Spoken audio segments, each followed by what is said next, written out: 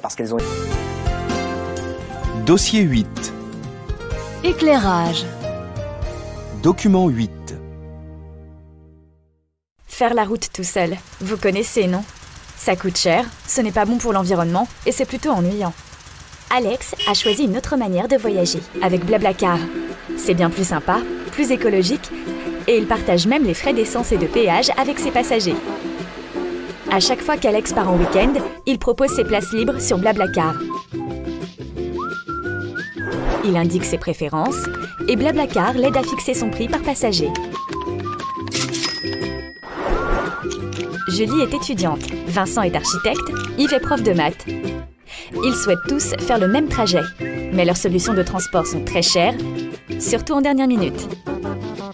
Sur Blablacar, ils trouvent rapidement des conducteurs, lisent leur avis, découvrent leur véhicule, puis réservent leur place, tout simplement. Pendant le trajet, Alex leur fait découvrir ses musiques préférées. Julie raconte son dernier voyage et Vincent partage son gâteau au chocolat. Yves en profite pour faire une petite sieste. Après le trajet, ils se laissent des avis, gardent de bons souvenirs de cette expérience et pensent déjà à leur prochaine destination.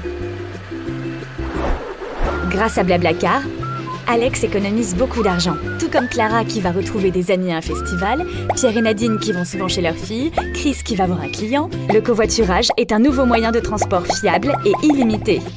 Et vous, où partez-vous? Blablacar, bientôt, c'est vous qui en parlerez.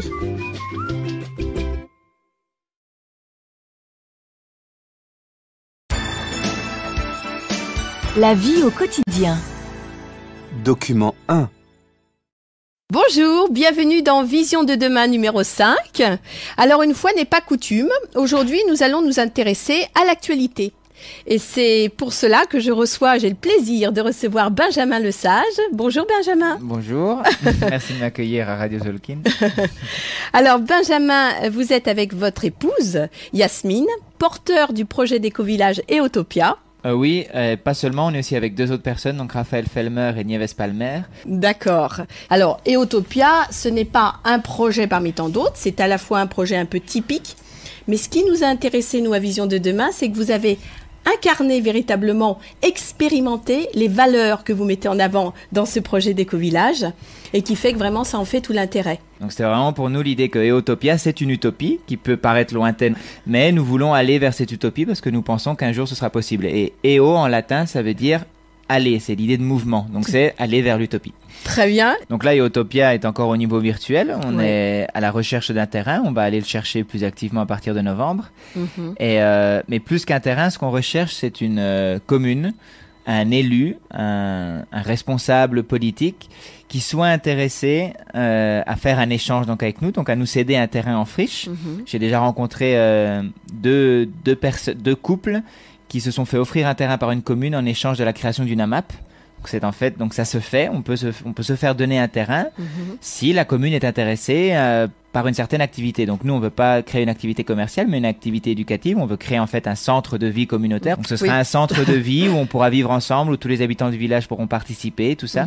Mais donc on recherche une commune avec des élus, avec des gens en général, qui soient intéressés par la création d'un lieu tel que celui qu'on veut créer, tel qu'Eotopia, où les écoles pourront participer, où les élèves pourront venir, où les habitants pourront participer, où on aura un petit espace de jardins communaux, enfin vraiment un lieu où tout le monde puisse vivre ensemble et créer un peu leur utopie à leur manière. Mais dans tous les cas, on a dans le projet l'idée qu'on aura un terrain avec Eotopia et dans la commune la plus proche, un lieu aussi de gratuité qui soit en fait un lien permanent entre le terrain et la ville et la commune.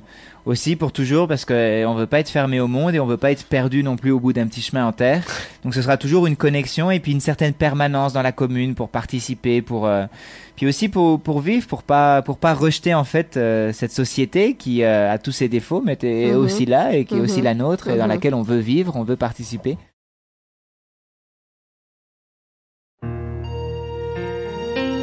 Point de vue sur Document 2.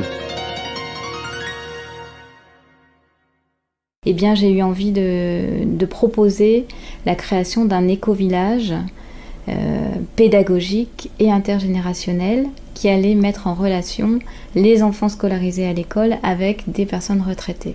Personnellement, ce qui m'a beaucoup poussée dans cette voie, ça a été de devenir maman et d'avoir la responsabilité de bâtir l'avenir de mes enfants, avec eux bien sûr, mais de leur faire une proposition honnête par rapport à ce qui pourrait se passer dans les décennies à venir. Parce que leur dire tout va bien, il suffit d'aller à l'école, de bien travailler, et puis de faire un plan de carrière pour arriver sur le marché du travail, et puis simplement attendre que tout arrive du système tel qu'il est, eh bien je n'y crois plus depuis un moment. Et puis tous les événements actuels corroborent le fait que on est en fin de cycle par rapport à ça. Donc il y avait vraiment l'envie et la motivation très forte de proposer aux enfants un nouvel exemple, de vivre ensemble, de vivre proche de la terre et de la nature, de vivre en intelligence avec cette nature, pour cesser d'être simplement des prédateurs qui détruisent et qui tirent parti sauvagement des ressources à leur disposition. En communiquant sur ce projet, on a réussi à mobiliser un certain nombre de personnes. Au départ, c'était des personnes retraitées, en très grande majorité, et aussi des professionnels qui allaient être nos conseillers, que ce soit sur le plan de la construction de l'habitat, que sur le plan juridique, que sur le plan financier. Mais à chaque fois, ce sont de très belles rencontres humaines qui nous ont permis de mettre un pied devant l'autre et d'arriver pas à pas à réaliser ce projet. Pour les retraités, ce sera leur résidence principale.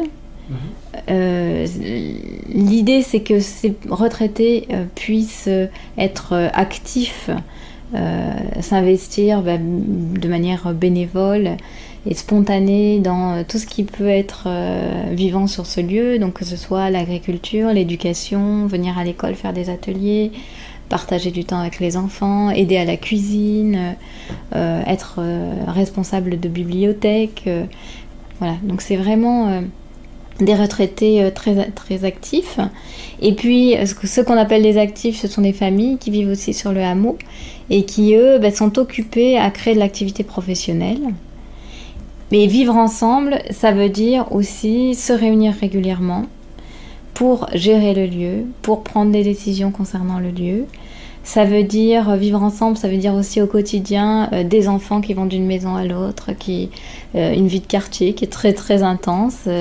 Ça veut dire de l'entraide et de la solidarité, des mamies qui peuvent garder des enfants, des actifs qui peuvent aider des plus âgés à faire des travaux dans leur maison, des étagères ou des mezzanines. Il y a un certain nombre de mezzanines en préparation là, etc. Donc c'est vraiment cette entraide, cette solidarité, cette amitié qui peut exister sur ce lieu.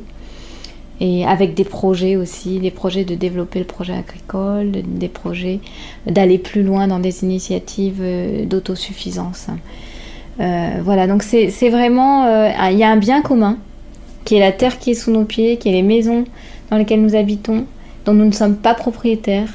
Donc ce bien collectif, il s'agit de le gérer ensemble.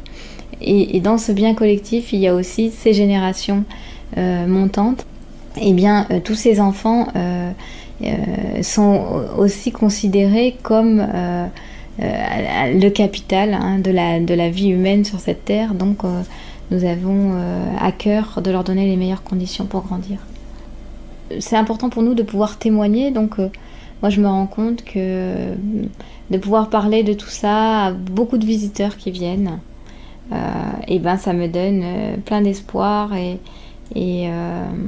je sens qu'il y a une dynamique qui est en train de se mettre en mouvement là.